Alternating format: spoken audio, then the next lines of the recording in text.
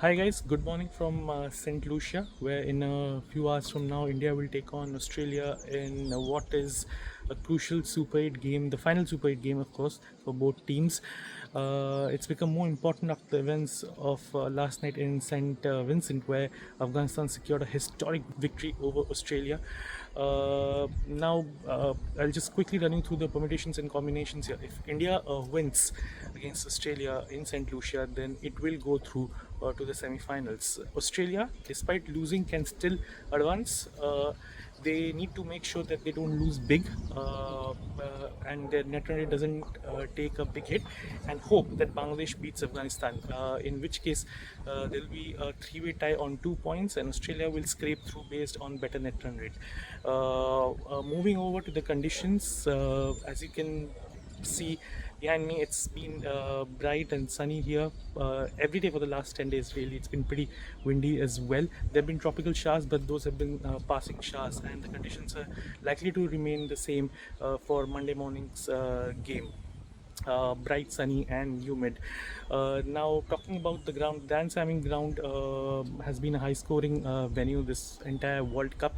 But in the last match, which was the first 10:30 a.m. start, we saw a trend in the opposite. Even though by a slight margin, England played South Africa on what could be called a center pitch with nearly equidistant square boundaries.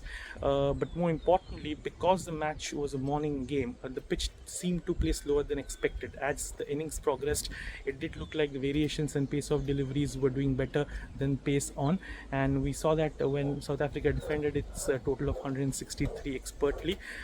England, on the other hand, I think by the time they realized that they had to sort of switch to variations and bowl pace off, the damage had been done. It's very important that the team batting first uses the power play really well. I know it's a bit of a cliche, but it holds true in this case, especially in a morning game. Butler did choose to bowl first against South Africa in the last match, thinking that the moisture will help the bowlers. And there's also a very strong cross breeze that blows across the Darren Sammy ground. That is something that the bowlers will look to use to defend the shorter boundary should there be one in tomorrow's game. But at this point, it does look like batting first, exploiting the power play and getting to a bigger total will be more helpful than bowling first and chasing. As far as both the teams are concerned, they're tactically well placed.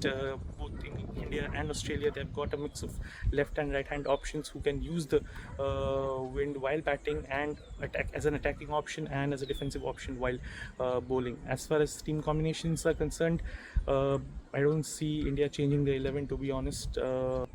Mohammad Siraj will continue to be, is likely to continue to remain on the bench. Australia, on the other hand, could consider bringing in Mitchell Stark back for Ashnagar. Ashnagar bowled well against Afghanistan, but there are a couple of reasons why Stark could come back.